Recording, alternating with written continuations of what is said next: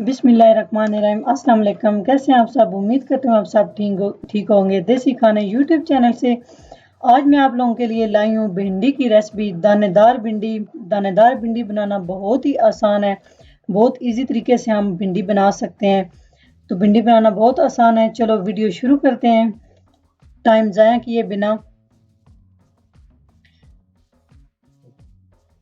सबसे पहले मैंने यहाँ पे खुला बर्तन ले लिया है। हमेशा कोशिश करें खुले मुंह वाला जो बर्तन होता है उसमें भिंडी बनाया करें। बहुत मज़े की उसमें भिंडी बनती है और इसी तरीके से आप उसमें भिंडी बना सकते हैं। 4 टेबलस्पून मैंने कुकिंग ऑयल का शामिल कर लिया और कुकिंग ऑयल को मैंने थोड़ा सा गर्म कर लिया है। थोड़ा सा गर्म करने के बाद मेरे पास आधा किलो भिंडी है। आधा किलो भिंडी को मैंने अच्छे से धो के खुश करके मैंने काट के अभी हम भिंडी को फ्राई कर लेंगे।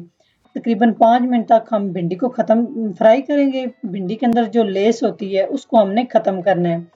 फ्राई करके बनाएं तो इतनी मज़े की भिंडी बनती है। उसके बाद मेरे पास है दो बड़े साइज़ के प्याज है मेरे पास। तो यहाँ पे हम भिंडी को फ्राई कर रहे हैं। भिंडी अच्छे से फ्राई करनी है। तकरीबन 5 मिनट में बहुत अच्छे से भिंडी फ्राई हो जाती है। तो भिंडी फ्राई करने से बहुत ही टेस्ट होता है, बहुत मज़े की बनती है। यहाँ पे हम स्ट्रेनर ले लेंगे, छाननी आप कह सकते हैं। इसमें सारी भिंडी को निकाल लेंगे ताकि जो इजाफी इसमें ऑयल होता है वो सारा निकल जाए और इस तरह ऑयल वेस्ट भी नहीं होता।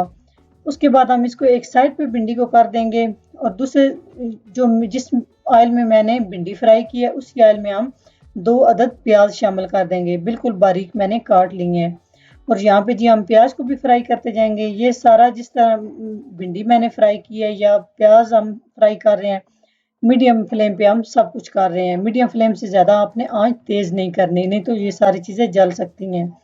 तो जी माशाल्लाह आप देख सकते हैं प्याज भी हमारे कितने ज़बरदस्त फ्राई हो चुके हैं। 5 मिनट तक मैंने प्याज को भी फ्राई किया है। प्याज को भी ज़्यादा आपने डार्क नहीं करना, नहीं तो टेस्ट नहीं आएगा। यहाँ पे 1 अदद मैंने टमाटर शामिल किया है बड़े साइज़ का। आप चाहे तो इसमें 2 भी शामिल कर सकते हैं, लेकिन इसमें मैंने 1 टमाटर शामिल किया है। टमाटर को हम थोड़ी देर पका लेंगे, सॉफ्ट कर लेंगे, क्योंकि टमाटर थोड़ा सा सख्त होता है, इसको सॉफ्ट करना बहुत ज़रूरी होता है। टमाटर को अच्छे से आप सॉफ्ट किया करें, इससे क्या होता है कि जायका बहुत ज़बरदस्त आता है। उसके बाद मेरे पास है 4 अदद हरी मिर्च। 2 अदद मैंने बारीक काट लिए और 4 अदद वैसे मैंने इसमें कट लगा के शामिल किए हैं। कट लगा के शामिल करने का ये होता है कि जब आप भिंडी शामिल करते हैं तो सब्ज़ मिर्च के अंदर तक टेस्ट जाता है भिंडी का, और वो जब आप निवाले के साथ लगा के खाएंगे तो बहुत ही मज़ा देगा। तो थोड़ी देर मैंने कवर करके रखा है इसको ताकि अच्छे से जो टमाटर है हमारा मेल्ट हो जाए, क्योंकि टमाटर थोड़ा सा सख्त था। अगर आपके पास नरम है तो आप इसको ऊपर से ना ढांपे, वैसे भी वो हो जाएगा। तो जी अच्छे से आप देख सकते हैं माशाल्लाह टमाटर हमारा सॉफ्ट हो चुका है। अभी हम इसमें कुछ मसाला जात शामिल करेंगे।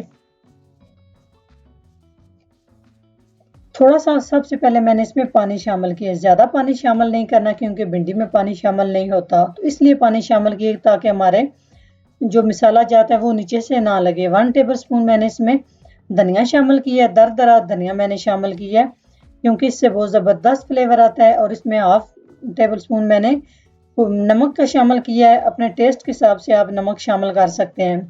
उसके बाद यहाँ पर मेरे पास है ज़ीरा। ज़ीरे से इतना ज़बरदस्त फ्लेवर आता है। 1 टेबलस्पून ज़ीरा शामिल किया है और इसमें 1/2 टेबलस्पून मैंने हल्दी पाउडर शामिल किया है। तो सारे मसाले शामिल करने के बाद उसके बाद यहाँ पर मेरे पास है सुर्ख मिर्च 1/2 चम्मच, ये भी मैंने सुर्ख मिर्च शामिल की है। और सारे मसालों को हम अच्छे से फ्राई कर लेंगे। और थोड़ा सा इसमें मैंने गरम मसाला पाउडर शामिल किया है। तो ये सारे बस बहुत कम से ये मैंने मसाले शामिल किए हैं। अभी हम मसालों की अच्छे से बुनाई कर लेंगे तकरीबन 5 मिनट तक। यहाँ पे फिर मैंने 1 टेबलस्पून इसमें पानी शामिल किया है ताकि नीचे से हमारे मसाले लगे नहीं और भिंडी का टेस्ट ना ख़राब हो। तो अच्छे से मसालों की बुनाई किया करें। मसालों की बुनाई में जान होती है हांडी की, फिर ही ज़बरदस्त फ्लेवर आता है और मज़े की हांडी बनती है। तो 5 मिनट तक हम मसाले की बुनाई कर लेंगे। जी जो भिंडी मैंने फ्राई करके रखी है ये मसाले में शामिल कर देंगे और अच्छे से मिक्स करने के बाद बिल्कुल लो फ्लेम पे हम ढक देंगे। तो जी माशाल्लाह आप देख सकते हैं तकरीबन 10 मिनट तक मैंने भिंडी को लो फ्लेम पे पकाया है, जो दम वाली फ्लेम होती है। अच्छे से मिक्स करने के बाद हमने इसको ढाँप दिया था। तो माशाल्लाह आप देख सकते हैं कितनी ज़बरदस्त हमारी दानेदार भिंडी बन के तैयार हो चुकी है।